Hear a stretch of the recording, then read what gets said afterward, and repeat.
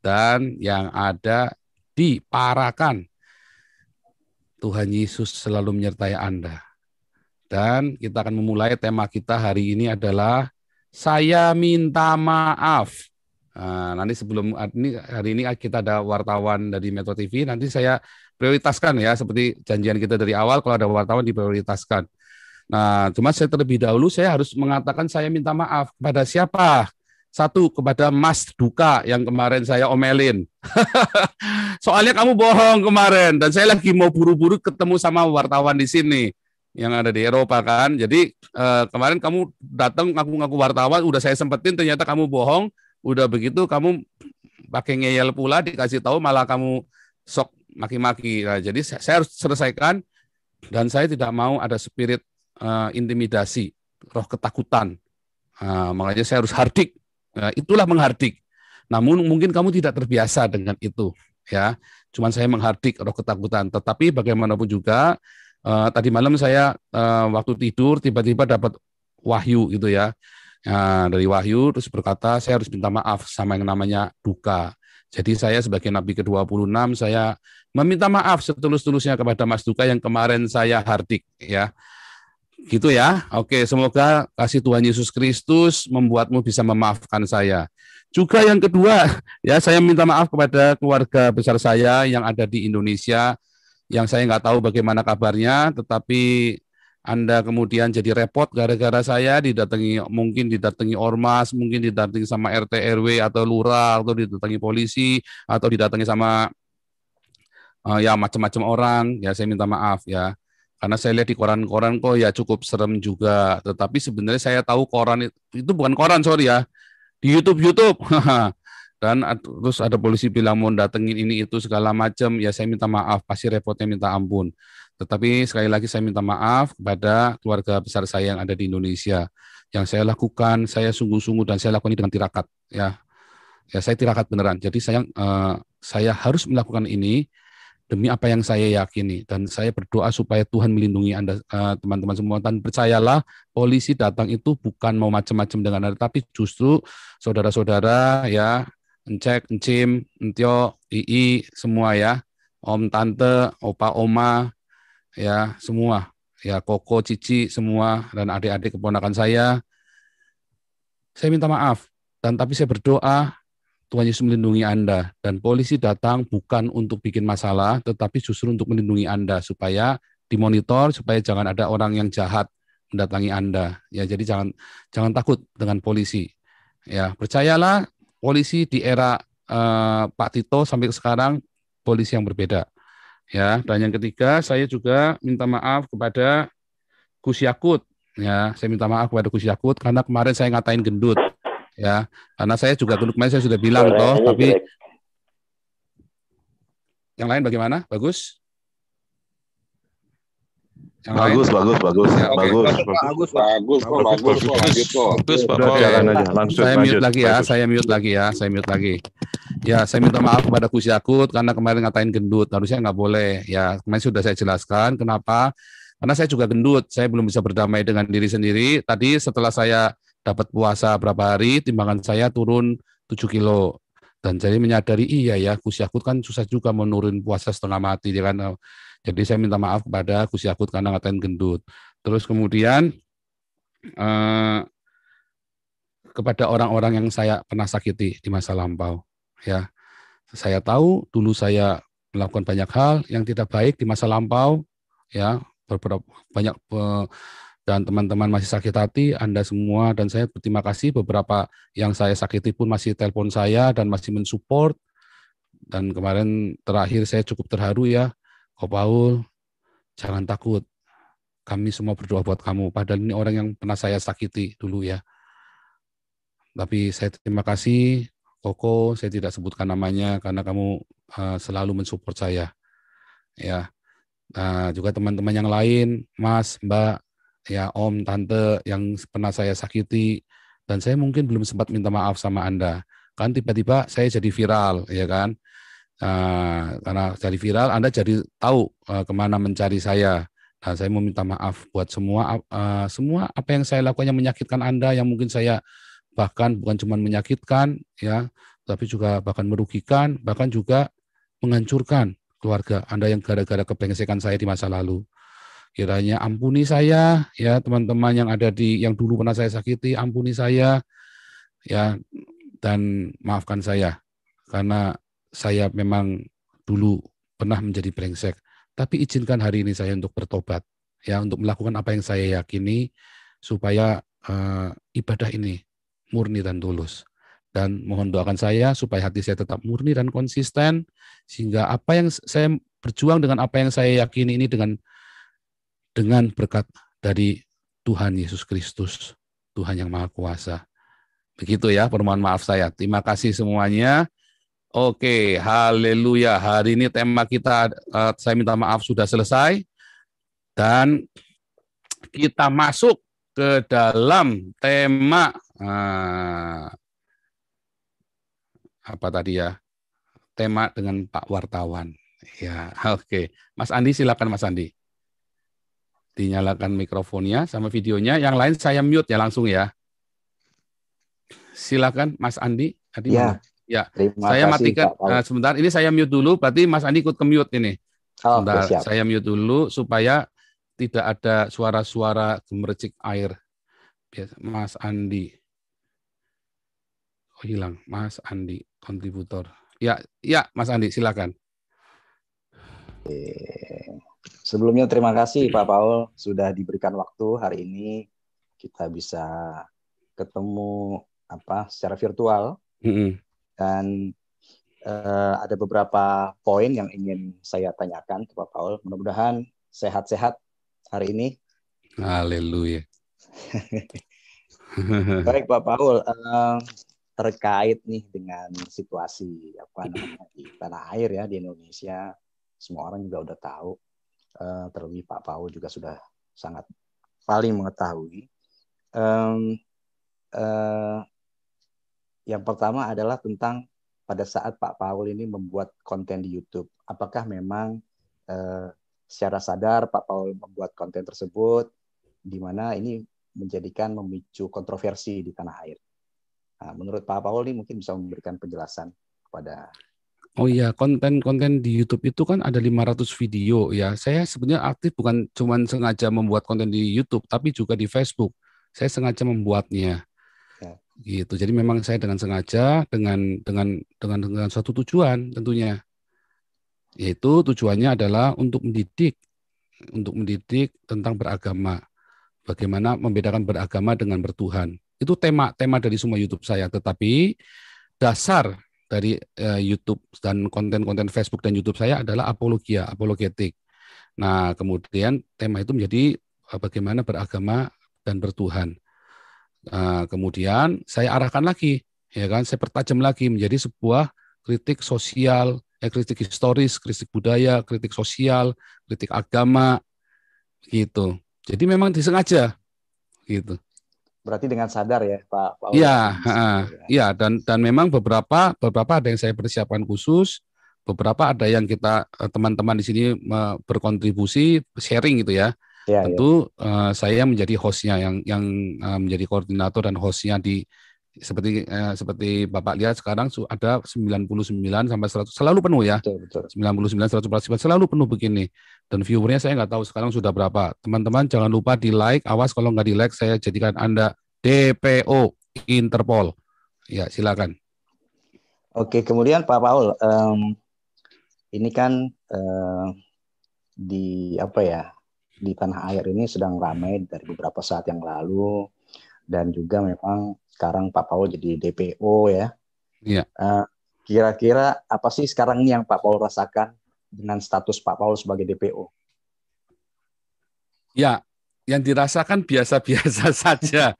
Kemarin juga ditanya, Mas, ini kita Mas, jangan serius ya Mas. Saya kalau serius tertekan saya Mas. Serius. Kalau jadi saya tertekan takut kayak diinterogasi. Jadi saya tak bikin relax gitu. Nanti bukan saya menghina panjenengan. Tapi maksud saya supaya rileks, jadi teman-teman bisa ini.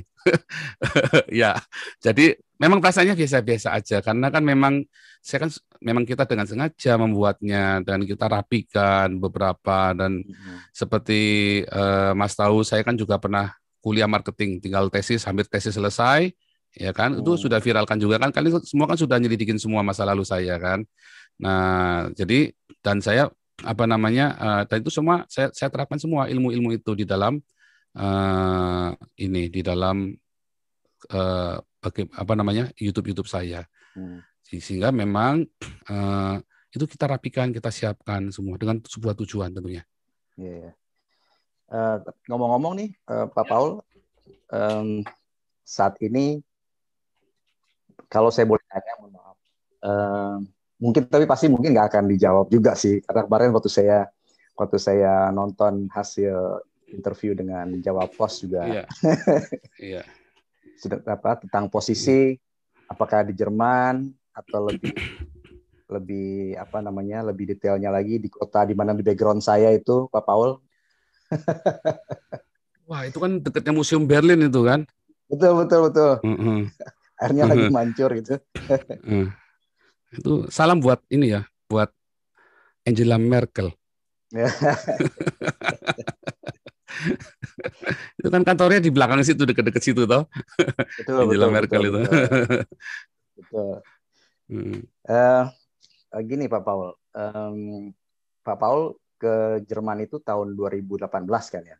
Kalau saya melihat informasi, membaca. Kemudian ada yang mengatakan Pak Paul itu datang ke Jerman sebagai apa sih, Ausbildung ya, vokasi gitu. Mungkin bisa kita saling cerita lah. Sebetulnya itu nggak boleh cerita karena gini, kemarin itu si siapa ya, Denny Siregar. Itu bodoh sekali Denny Siregar. Oh, Paul mau cari suaka. Oh, itu salah ya. Hati-hati kamu ngomong-ngomong begitu, Denny Siregar. Karena itu begini loh. Ini bukan ancaman. Maksudnya hati-hati, benar-benar hati-hati. Kalau Anda ulang-ulang itu terus, nanti akan terpikir dalam orang-orang Indonesia, ya. Oh, kalau gitu gua tak bikin ribut, lalu caw ke Eropa. Hati-hati loh. Itu jangan sampai di framing kayak gitu. Nanti orang-orang akan ikut. Karena sudah ada yang WhatsApp ke saya. Yeah. Oh, Pak, tolong kasih tahu Pak, ininya Pak, tipsnya. Loh, saya kaget. Kamu tahu dari mana? Iya, itu dikasih Denny Siregar itu kan. Nah, terus saya baru tahu tuh kalau Denny Siregar itu membahas saya, tapi saya ajak ketemu nggak mau. Katanya alasannya banyak. Ya intinya dia takut sama saya karena saya nabi kan. Beliau kan bukan nabi. Nah, terus apa namanya? Siapa lagi kemarin yang ngomong ya? Paiman. Kompas TV siapa itu? Paiman ya. Waktu ngomong Pak Ugro Suseno. Aiman ya, Aiman. Oh, itu modus itu. Oh, hati-hati. Itu nanti akan ditiru beneran. Nanti bikin ulah di Indonesia. Terus lalu kamu ke sini gara-gara kalian yang ngajarin. Nah, itu hati-hati ngucapkan itu. Makanya saya nggak membahas itu, Pak, dari kemarin, Pak. Oh iya, nanti kalau diruwetin nanti gara-gara saya lagi. Padahal yang ngajarin siapa? Denny Siregar sama Pak Aiman.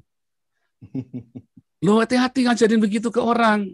Jadi jangan tanya saya. Nanti kalau saya cerita, satu nanti di sini ada orang yang merasa privasinya diganggu.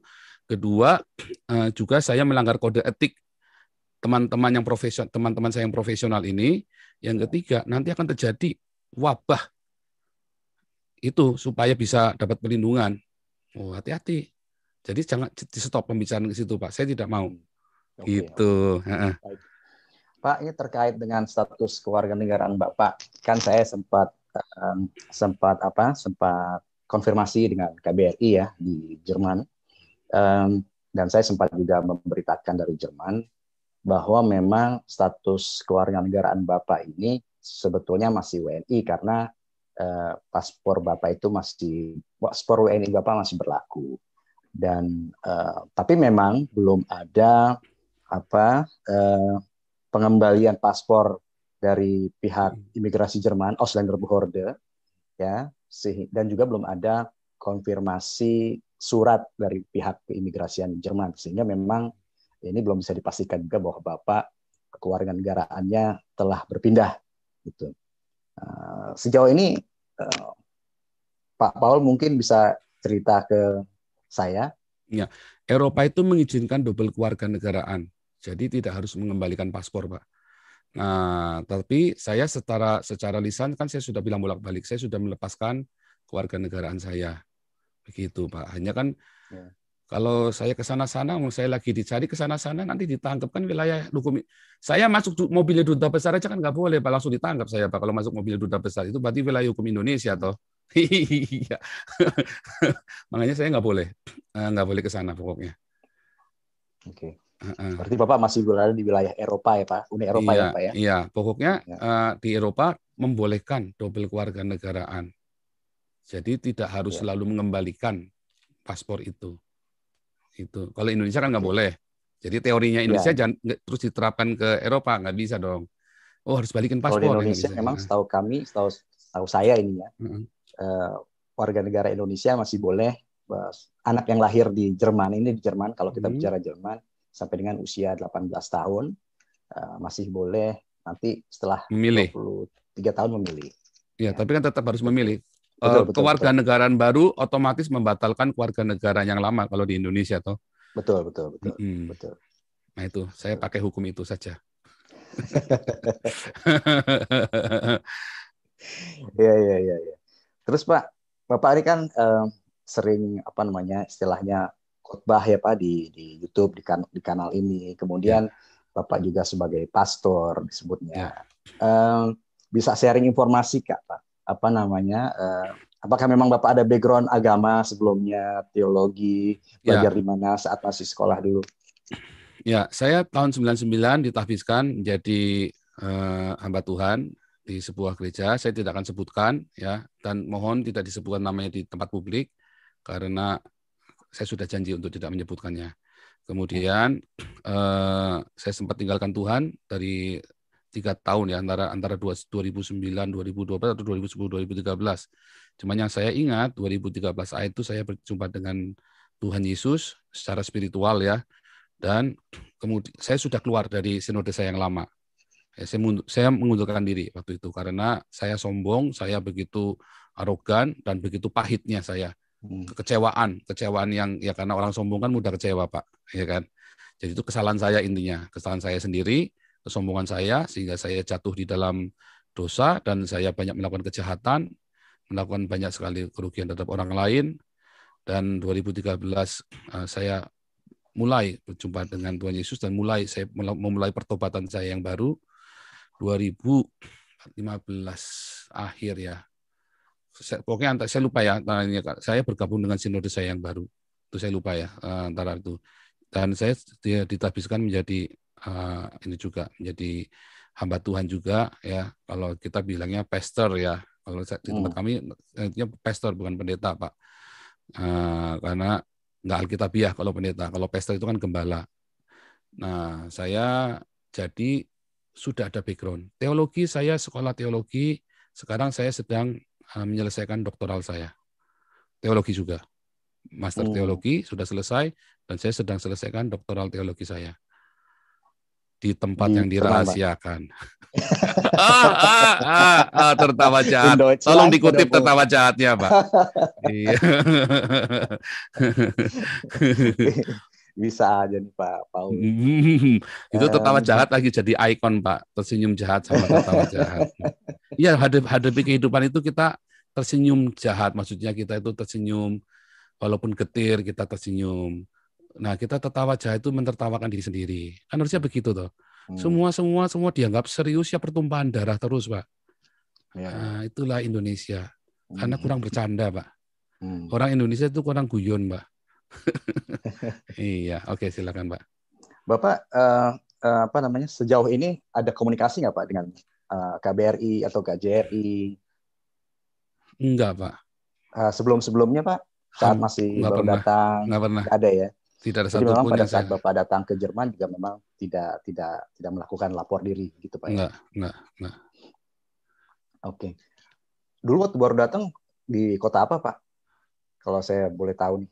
Ya pokoknya dirahasiakan semuanya.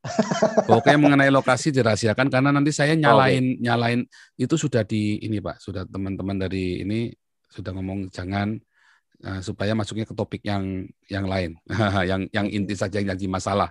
Kalau masalah lokasi itu nanti biar teman-teman di Polri yang bertugas, tapi mereka sudah pinter Pak, mereka sudah tahu saya di mana kok Pak. Mereka sudah tahu kan kerasa twing ya, kan ya kan, radar melacak radar kan Pak. Nah, sudah berasa, mereka tahu. Ya kan? Baik Pak. Pak Paul, ini apa ya, terkait dengan kontroversi beberapa hari yang lalu yang muncul akibat dari YouTube Bapak itu, yang dianggap menyakitkan baik itu umat Islam, Muslim maupun juga umat Kristen sendiri Pak di Indonesia. Nah, Bapak di apa ya, dibully lah. Gitu. Nah, mungkin Bapak ingin ada pembelaan atau apa yang ingin Bapak sampaikan? Satu, saya tidak merasa dibully sih Pak. Karena saya sudah berdamai dengan diri sendiri, kecuali masalah gendut itu tadi. Saya memang stres Pak. Selama di Eropa, berat badan saya, kemarin saya sudah six pack, waktu di Indonesia sampai sini saya one pack lagi. Jadi saya cukup terganggu dengan kata gendut memang. Makanya tadi saya kemarin sempat ngucap saking ininya kan, wah ini orang kok itu. Nah, tapi yang lain-lain saya sudah berdamai dengan diri sendiri sehingga saya tidak merasa dibully, biasa saja. Nah, kalau ada yang merasa disakiti, kalau orang Kristen merasa saya menyakiti mereka, saya sebagai hamba Tuhan, saya berkata kepada Anda, bertobatlah, berarti imanmu masih lemah. Tapi sama kepada orang-orang Muslim yang merasa saya sakiti, bertobatlah, berarti agamamu tinggi ilmunya, tetapi pemahamanmu tentang Tuhan masih cacat sekali. Gitu, Pak. Berarti memang pada dasarnya agama itu baik tuh Pak ya. Hanya ada oknum-oknum ya Pak kalau bisa dibilang. Agama itu tidak baik Pak. Yang baik hanya Tuhan. Ya. Agama itu yang buat manusia dengan semua ritual, aturan-aturannya. Akhirnya yang satu bilang begini, satu bilang begitu. Akhirnya apa? Yang satu merasa benar, yang lain benar. Benar ketemu benar. Lalu nggak mungkin dong harus ada yang salah. Nggak mau, nggak bisa. Pokoknya bukan, jangan saya. Kalau ada salah pun jangan saya, kamu. Yang lain bilang sama Pak. Akhirnya gimana? Yuk kita kelahi aja yuk. Kan begitu kan.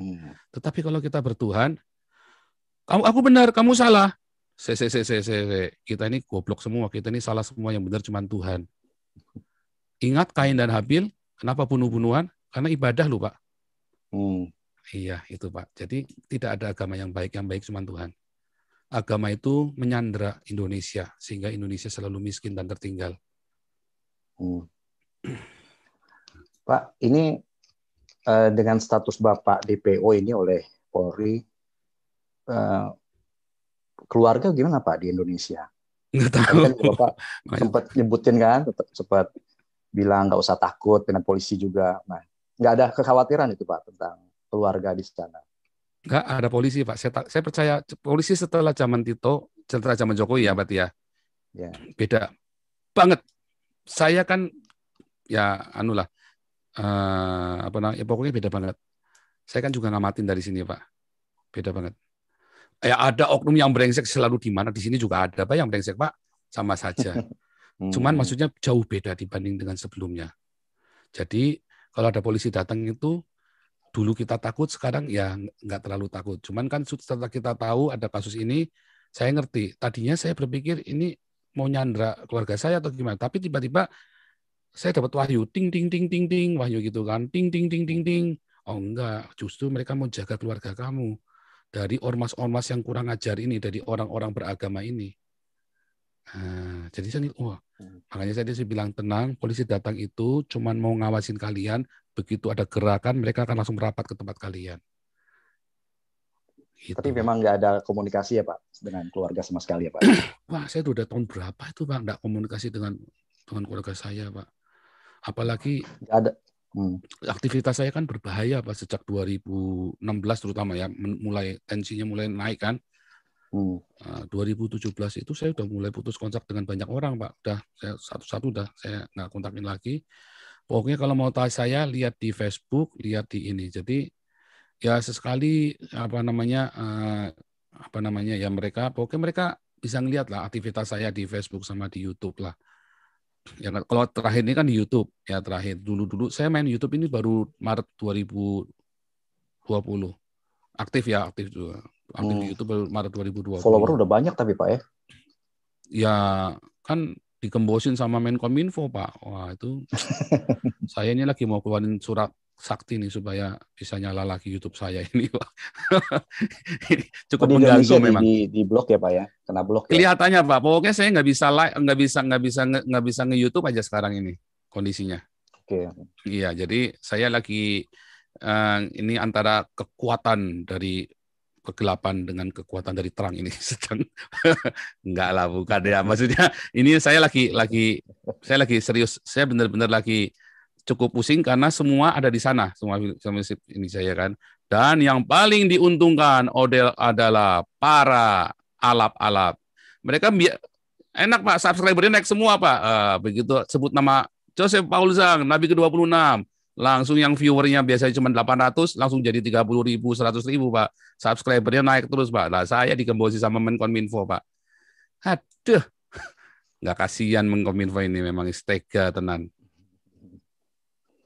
Pak, ini kalau setiap hari Bapak online kemudian live, istirahatnya kapan tuh Pak? Nggak ada gangguan kurang tidur kah atau apakah gitu Pak?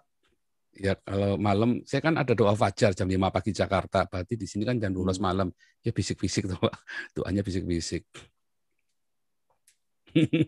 Maksudnya nggak keras-keras begini, nggak langsung wah, nggak begitu maksudnya. Kita, saya kan juga ada ngajar juga via Zoom, tapi nggak live ya, ada yang ngajar. Ada berapa kelas tuh, saya ada 15 kelas. Sekarang ini mau nambah lagi 2 kelas Ibrani sama kelas evangelis yang baru ya. Jadi ada 17 kelas nanti kita nambah. Oh enggak, 16 ya, karena yang itu naik kelas kan, maksudnya pindah kelas kan. Jadi 16 kelas, jadi awal Juni ini, awal Mei sama Juni. Itu nggak live di YouTube, tapi yang live di YouTube itu ya yang gini nih, kita nge-live ini nanti sampai malam Pak, sampai jam 1 pagi biasanya Pak. Iya, makanya nggak ada gangguan tidur itu Pak. Pak, kalau saya perhatikan, saya lihat beberapa hari ini online terus, nggak berhenti-berhenti gitu Pak. Kan tidur jam, misalnya di sini selesai kita jam 2, saya tidur, nanti jam 8, jam 9 saya bangun. Terus saya mulai ke kantor, ke yayasan tempat saya mengajar juga kan. Terus pulang saya mulai nge-Zoom gitu. Itu rutinitasnya kita begitu aja.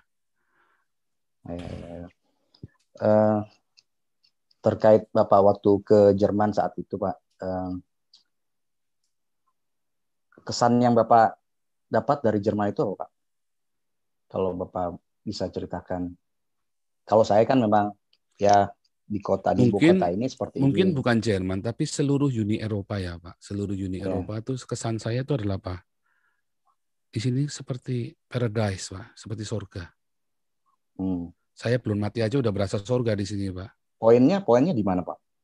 Ya di sini kita orang-orang kita ada kebebasan beragama. Ya, saya ngelihat tidak ada orang-orang minoritas yang dipersekusi atau dianggap minoritas. Orang-orang Ahmadiyah, orang-orang Syiah, masjidnya gede-gede. Orang Reform, orang Saksi Yehova, baik-baik saja hubungannya. Ya kadang-kadang berdebat, ya kan. Tetapi setelah itu ya baik-baik saja semuanya ya. Nah, terus di sini saya melihat orang-orang diperlakukan dengan manusiawi sekali. Ya, bahkan saya ada beberapa teman saya itu yang hidupnya susah, yang bangkrut, yang ada yang Down syndrome, semua ya istilahnya diperlakukan dengan manusiawi. Gembel pun hampir nggak ada kecuali imigran ilegal atau yang jangkis, yang pecandu yang lari dari rehabilitasi. Ya itu kan setelah dia jadi menggembelkan diri sendiri itu namanya kan. Terus kalau bilang saya di sini tidak pernah takut, ya saya tidak takut dengan teman-teman dari Turki, dari Maroko. Ya, karena mereka secara umum ya, ada yang gila ya ada Pak yang gila. Tapi secara umum mereka tahu undang-undang di sini. Sehingga kita kalau misalnya kayak anak-anak saya kan temennya banyak orang Iran sama orang Irak kan, anak-anak saya itu kan. Yang di gerejanya dia kan memang gereja campur-campur soalnya kan. Tetapi teman-teman Irak ini kan teman-temannya Muslim. Nah, ketika dia bergaul gitu nggak berasa kayak apa begitu loh Pak. Artinya di sini memang benar-benar ada rasa persatuan, menghargai semua ya, saling menghargai itu di sini benar-benar ada ini Pak. ketika lagi puasa segala, mereka sering main ke rumah kami ya, ke rumah anak saya kan. Mereka sering main gitu, terus kami kan makan babi. Ya, ya terus mereka juga ini Pak, kita bilang kamu Muslim, ya udah kita nggak makan babi, kita kasih makanan yang lain. Terus saya pernah pelayanan, saya kan ke camp-camp itu kan, saya kan banyak baptis imigran dari Timur Tengah, ya kan. Ada saya dengan beberapa teman, kita udah baptis ratusan Pak orang-orang imigran Muslim ini Pak. Saya pernah suatu ketika saya main ke camp mereka, coba Bapak bayangin ya, orang ada satu dari keluarga dari RRC, dari Cina komunis, dan saya tahu dia bukan beragama Islam, bukan Uighur ya, tapi dari dia ini, dan itu sudah saya baptis juga. Terus dia satu camp dengan orang Irak Pak, orang Syria yang beragama Muslim, maka mereka share lemari es Pak, yang satu makan babi, yang satu enggak, dan mereka bisa rukun Pak. Pertamanya rese Pak, tapi terus di sini tiba-tiba mereka tadi katanya ribut. Kemarin kan dulu saya pernah cerita, ribut terus. Tapi sekarang mereka rukun, bisa baik-baik. Apa rahasianya? Ya nggak tahu. Tiba-tiba kita jadi baik saja sekarang berteman. Hebat sekali saya bilang. Itulah persatu.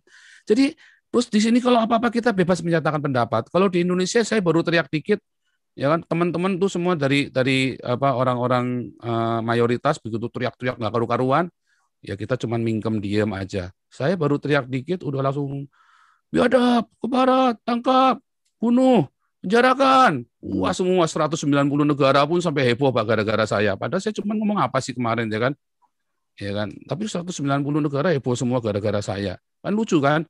Nah, sementara Yaya Waloni, Irena Handono, Moko Kintani, Christian, Stephen Indra, Bangun Samudra, ya kan? Ustadz Kaimana dan yang lain, terus ya Mualaf Center itu ya, grupnya Mualaf Center. Wah ngomongnya mas setengah mati gila-gilaan, Habib Rizik. Pemerintah tenang-tenang aja, anyam-anyam aja, gitu kan. Nah, terus di sini Pak, orang-orang saya ngelihat ada keadilan sosial yang begitu hebat Pak. Di sini pokoknya Pancasila banget Pak. Saya bilang kalau mau cari Pancasila datanglah ke Eropa. Karena di Indonesia sudah tidak ada Pancasila lagi. Gitu Pak ya. Iya. Pak, terkait dengan kalau ini kan di Indonesia memang masih ada gap-gap ya. Gap, ada minoritas, ada mayoritas, kemudian ada ya boleh dibilang masih ada sedikit orang-orang yang saya nggak tahu persis sedikit atau banyak yang masih nyebut ya Cina lah, mohon maaf ya Pak ya. Kemudian ada juga orang menyebut Arab lah gitu kan. Sementara kan memang ini menurut pandangan saya, mungkin juga saya salah, bahwa kan di Indonesia memang kita beragam ya. Seharusnya memang jadi satu kesatuan yang beragam itu. Ya kan Pak? Nah, Bapak sebagai pastor ya, mungkin punya pandangan yang tadi Bapak bilang tidak ada Pancasila di Indonesia. Padahal justru dengan Pancasila itu bisa mempersatukan seluruh elemen bangsa Indonesia yang ada. Tapi kenyataannya menurut Bapak tidak seperti itu. Maksud Bapak sekarang ini Indonesia ini sudah bersatu begitu? Indonesia bersatu, ya, tapi secara prakteknya, secara kenyataan itu masih ada gontok-gontokan lah. Nah, gini. Jadi bukan masih ada, Pak. Indonesia itu juga bukan bersatu. Indonesia itu dipaksa jadi satu. Kalau bersatu kan dengan sukarela atau kata bersatu aktif ya kan. Tapi dipaksa untuk bersatu. Kenapa? Oleh mayoritas. Selama kamu baik-baik, diam-diam, saya tutup gerejamu, kamu diam. Saya bakar gerejamu, kamu diam. Saya bom gerejamu, saya diam. Saya tangkepin pendeta-pendetamu. Saya tangkepin orang-orang yang kritik Kristen, yang menghujat Kristen, kamu diam. Ya, kita bersatu. Begitu ada Nabi ke-26, ke barat biadab, 190 negara kerahkan. Kan begitu, Pak. Apakah itu bersatu? Sebenarnya ada nggak yang seperti saya? Bapak coba lihat semua YouTube saya yang lain yang terakhir-terakhir. Mereka semua bersorak-sorai, Pak. Akhirnya ada yang teriak. Udah gue tunggu lama-lama seumur hidup kagak ada yang teriak. Akhirnya ada yang teriak juga. Ya kan? Biarpun saya disalib juga kan. Entah nasib saya nanti bulan depan kayak apa kan saya juga nggak tahu kan. Yang penting saya sudah teriak, Pak. Coba saya teriaknya di Indonesia. Baru nulis kayak Apolinaris Darmawan, udah masuk penjara. Baru nulis tuh, Pak. Baru nulis apalagi teriaknya kayak saya. Toanya udah ngelebihin toanya masjid se-Indonesia. Ya kan, kerasnya kan. Wah, tapi kalau saya di Eropa, saya tadi cek bolak-balik nggak ada Intel di depan, Pak. Aman-aman aja, nggak ada FUI di depan. Saya sekarang masih ngesub sama Bapak lagi, ya kan. Masih enak-enakan begini, kita rukun-rukun aja. Bapak sama saya di sini bisa rukun ya, Pak. Kalau di Indonesia belum tentu bisa rukun loh, Pak. Di sini kita bisa rukun, heran saya. Saya dengan siapa saja di sini bisa rukun semua, Pak. Heran, Pak. Ya. Karena nggak tahu kenapa, karena ada kebebasan berpikir, kebebasan berbicara. Yang tidak boleh di sini adalah membunuh dan mengancam orang seperti kemarin yang di TV One Pak Nasrullah apa siapa.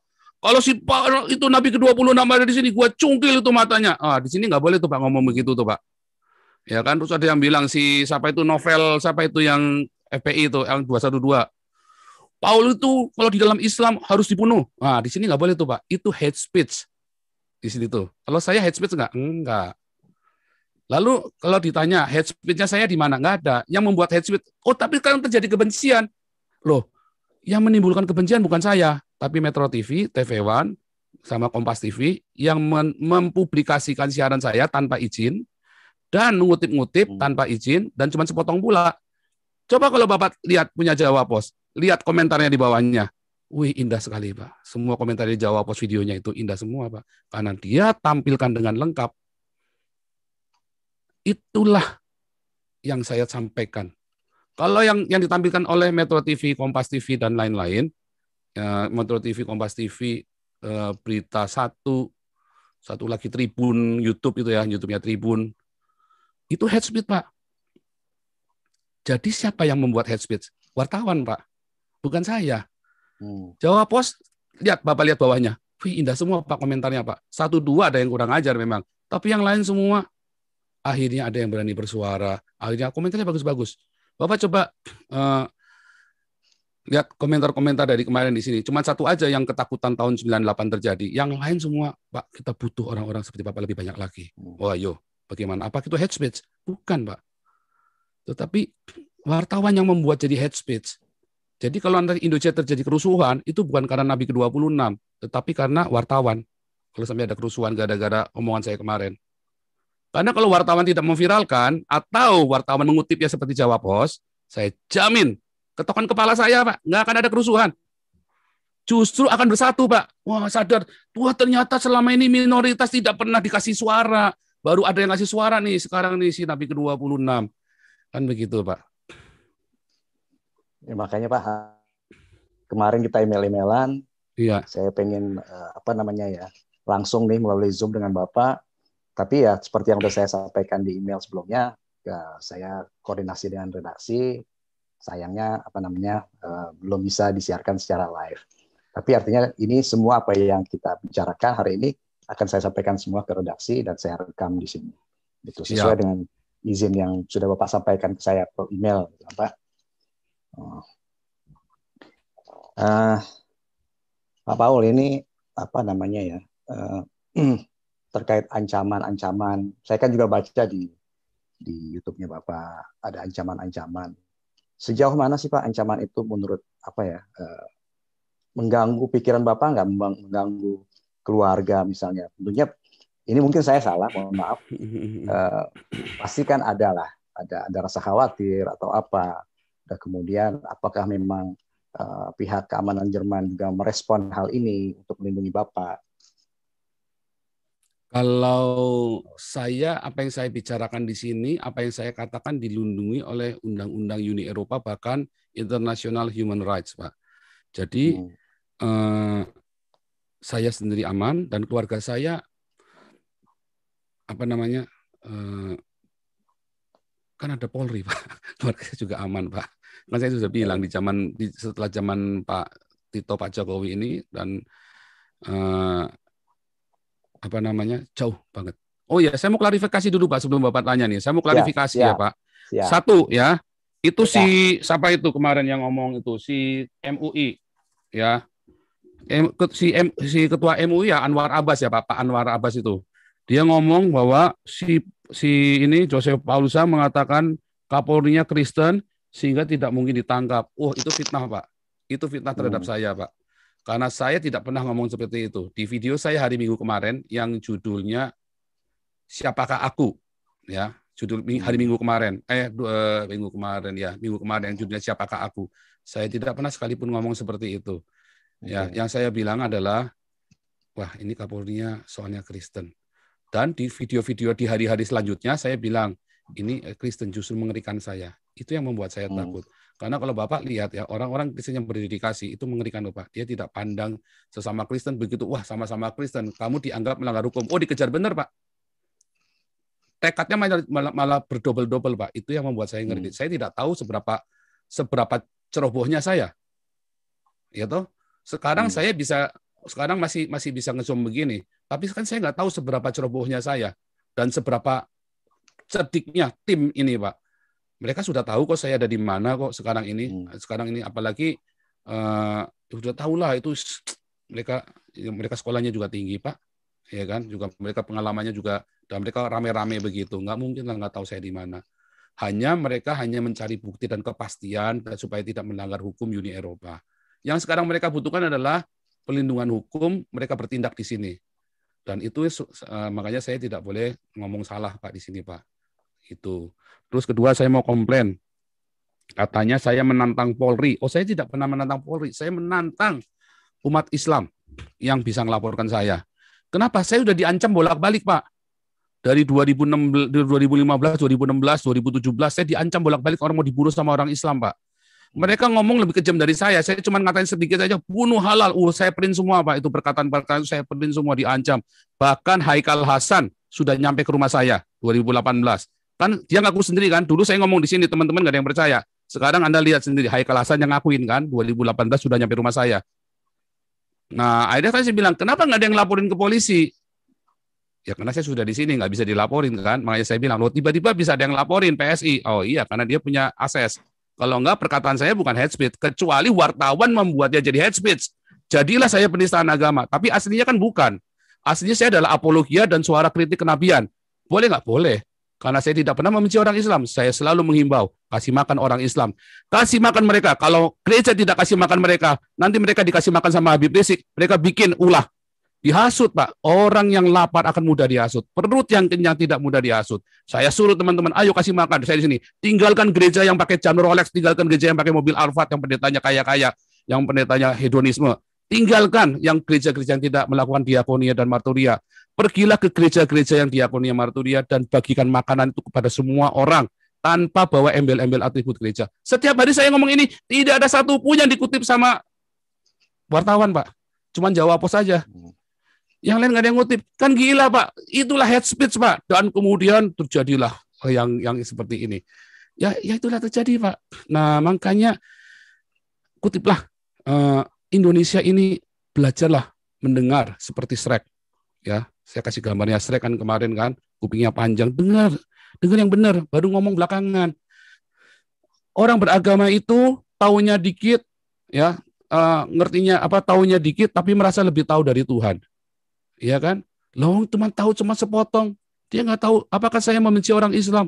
Enggak, saya suruh kasih makan orang Islam. Saya kasih makan. Kenapa? Kalau nggak dikasih makan, mereka dikasih makan sama Habib Rizik. Disuruh bikin aneh-aneh nanti. Disuruh bikin khilafah segala macam. Nah, ketika saya mau kasih. Jadi saya tidak pernah menantang Polri. Saya menantang umat Islam yang bisa ngelaporin saya. Dan saya tidak melakukan penistaan agama dan tidak melakukan penghujatan. Kalau si Husin Alwi Syihab itu bisa melaporkan saya, justru ketahuan bahwa dialah kadrun yang sesungguhnya. Dialah agen khilafah, antek khilafah. Ya kan? Karena dia berusaha mengacaukan. Dia sengaja. Itu pancingan. Saya kan cuma kasih pancingan doang. Kasih klik, kasih bait. Mereka makan umpannya kan. Sekarang kan kelihatan kebongkar semua. Mulai kelihatan tuh makan umpan saya. Terus kemudian teman-teman banyak memotong satu bagian saja tanpa investigasi. Sudah saya komplain tadi. Makanya saya minta hak jawab. Kemudian tadi ya, pers membuat kekacauan di Indonesia. Bukan saya. Jadi yang melakukan kekacauan adalah pers, bukan saya. Kecuali Jawa Pos dan Detik. Mereka berimbang sekali. Mereka benar-benar tanya ke saya dulu, terus mereka juga ngambil dari Jawa Pos. Tetapi yang lain-lain, mereka lah yang harus dituntut sebagai hate speech dan pembuat kekacauan karena mengutip hanya sebagian. Setelah seminggu baru ada baru nih TV One, baru hari ini TV One tadi ya, nanti baru tayang hari Senin jam 9 dengan TV One. Baru Bapak baru masuk. Itulah yang namanya hate speech, Pak. Bukan saya, Pak, tapi kalian semua yang hate speech. Kemudian tadi satu lagi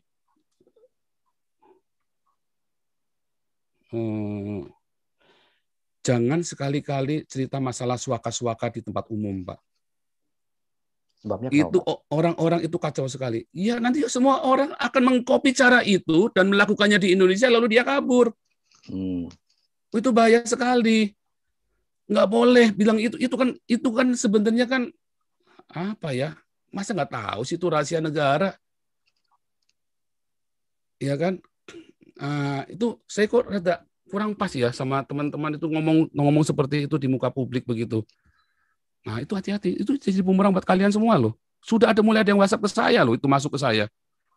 Diajarin tips-tipsnya, wah segala macam.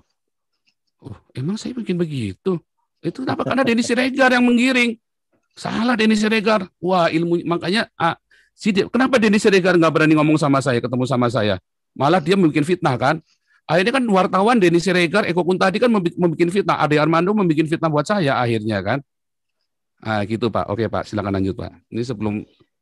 Ya Pak, saya nggak mau ganggu lagi lama karena sudah 1 jam, Bapak takutnya ingin terus. Tenang Pak, kita sampai jam 1 Pak. Lain. Sementara YouTube makin panas, sekarang live view-nya sudah 7.000 Pak. Wih, banyak sekali. Iya, saya kalau live selalu banyak Pak. Iya. Ya mungkin ini penutup, kalau Bapak ingin menyampaikan sesuatu hal, kita berusaha berimbang ya, sesuai dengan apa yang saya sampaikan juga di email. Silahkan Bapak menyampaikan apa terkait dengan hal-hal yang kemarin sempat viral, terutama tentang tuduhan-tuduhan terhadap Bapak.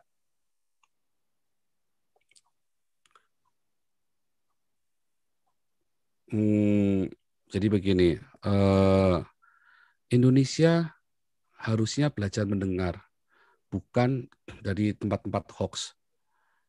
Belajar kalau apa-apa itu tanya ke orangnya. Saya setiap hari nge-zoom di sini, ya belajar tanya. Ketika ada orang yang aneh, yang berbeda dengan Anda, jangan langsung dibilang penistaan atau dimusuhi. Bukankah Bhinneka Tunggal Ika itu artinya kita biasa dengan berbeda-beda tetapi bisa satu. Tetapi kalau ini kan namanya Anda memaksa kita untuk tidak berbeda supaya bisa bersatu. Tangkaplah pesan dari suara kenabian saya. Tangkaplah pesan ini, suara kenabian ini.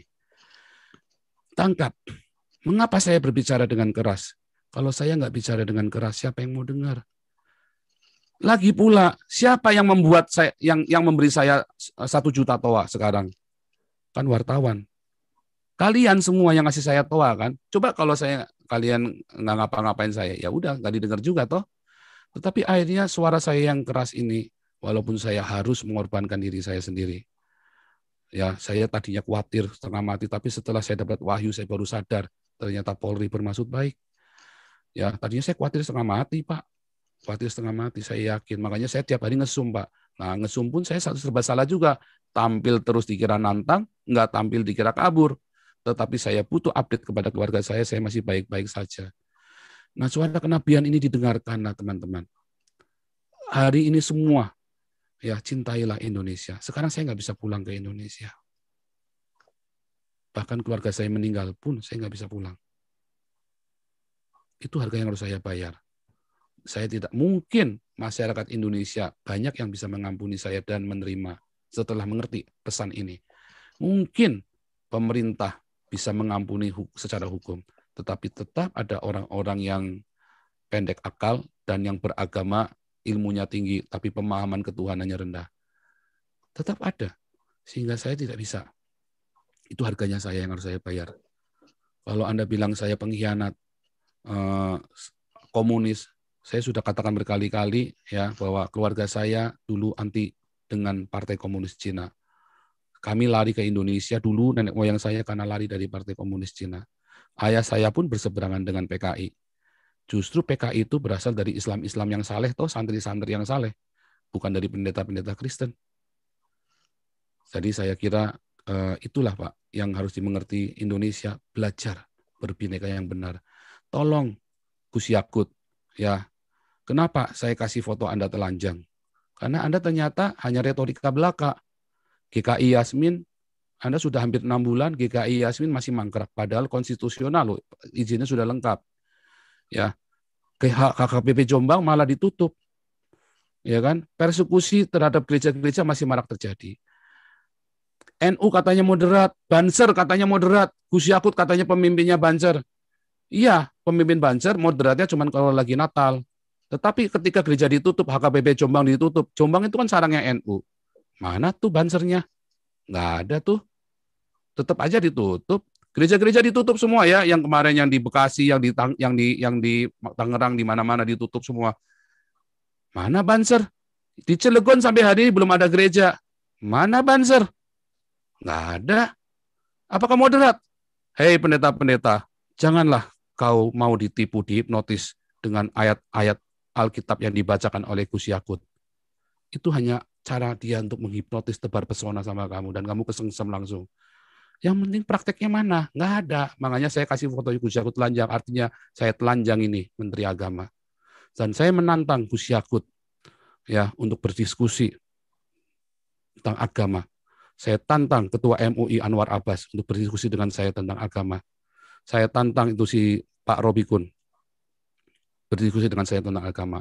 Jangan bilang saya lari tanggung jawab. Saya tidak pernah lari dari tanggung jawab. Saya yang berlaku di saya hari ini ada hukum Eropa. Sehingga saya tidak pernah lari. Saya tidak pernah lari. Ya, polisi tahu persis saya tidak pernah lari dari tanggung jawab. Yang saya buat di sini adalah untuk seluruh dunia, bukan cuma untuk negara Indonesia saja. Makanya saya selalu memberi salam apa?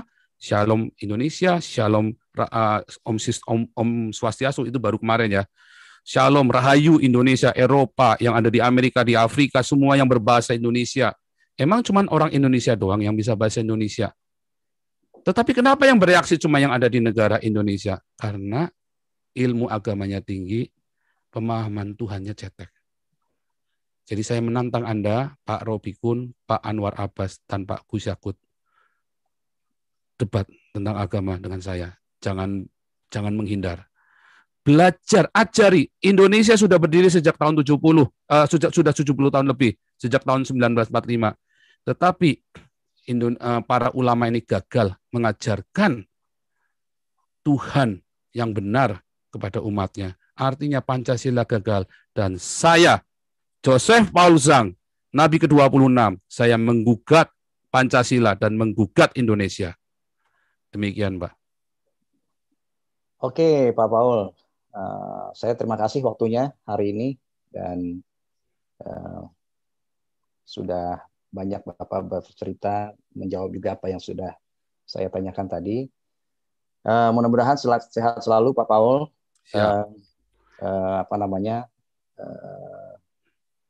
Keluarga juga sehat dan bisa tidur dengan pulas, Pak.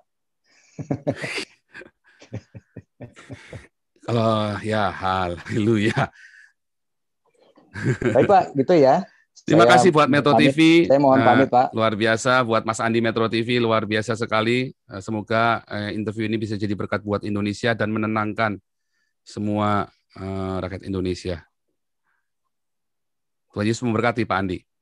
Terima kasih, Pak. Ya, silakan.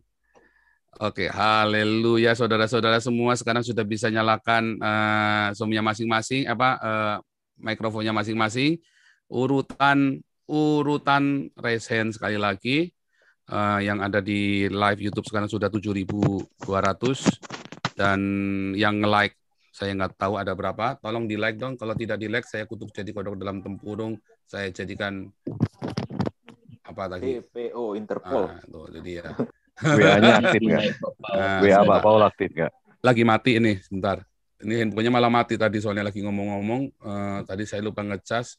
Sebentar ya, teman-teman tolong di like kebangetan. Kalau yang nonton 7.200, yang nge-like cuman 4.000. Ayo di like yang banyak, di like. Awas kalau nggak nge-like saya jadikan Anda DPO Nabi ke-26.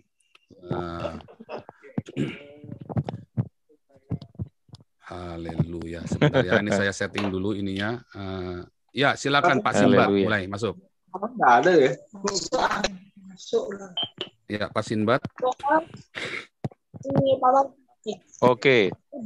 Thank you. Makan, Dek. Ya. Saya tadi belum sempat lihat yang jam 4 di TV One.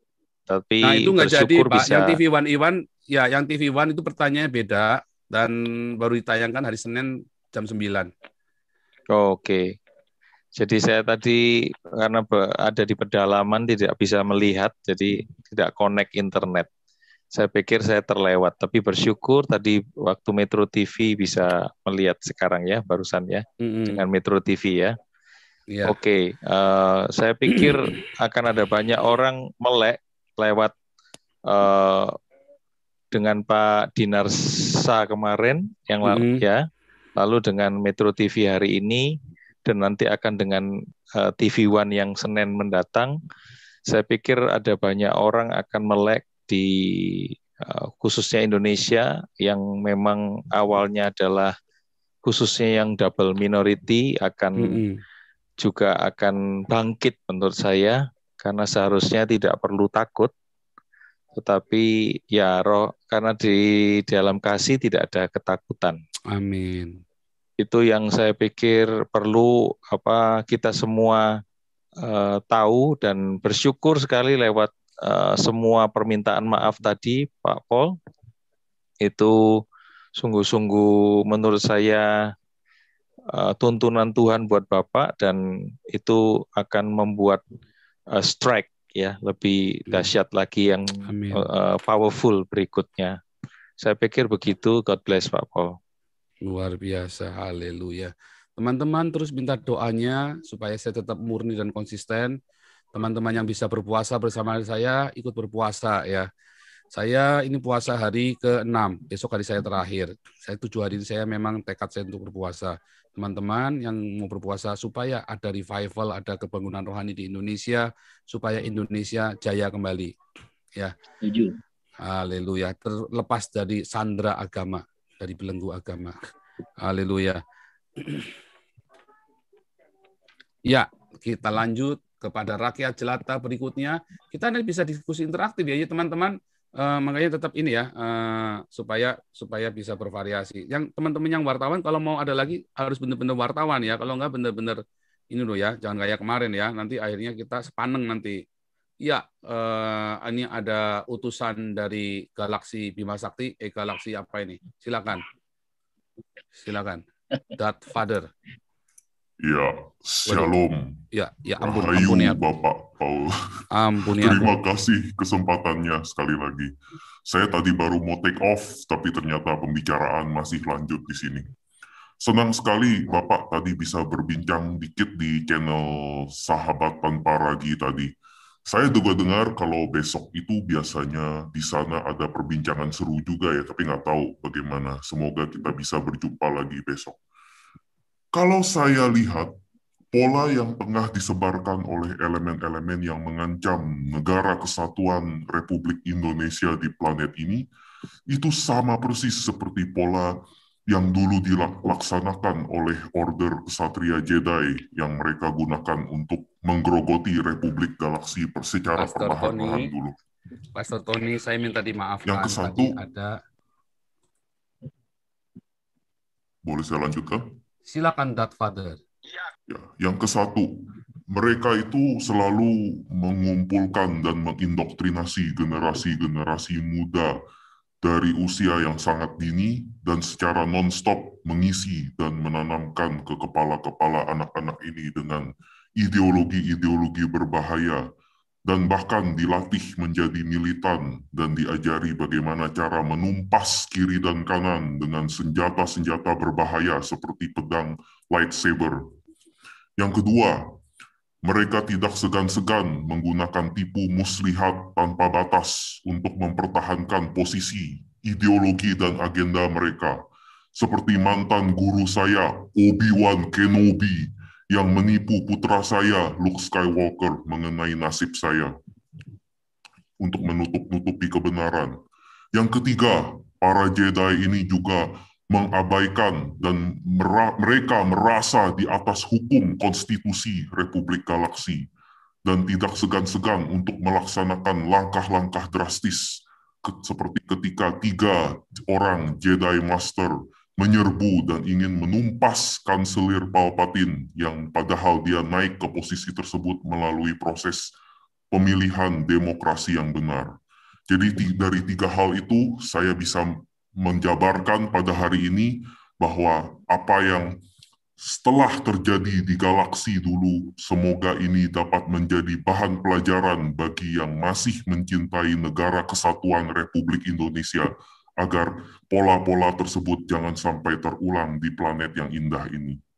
Baik, Bapak Paul dan semuanya, saya akan kembali ke planet Coruscant sekarang. Sekian dan terima kasih. Haleluya. Oh, ini Dad Father mengerikan sekali ini. Udah pakai bawa-bawa guru saya Obi-Wan segala ini. Aduh. Oke, Pak Nugroho silakan, Pak Nugroho. Iya. Om Swastiastu. Rahayu.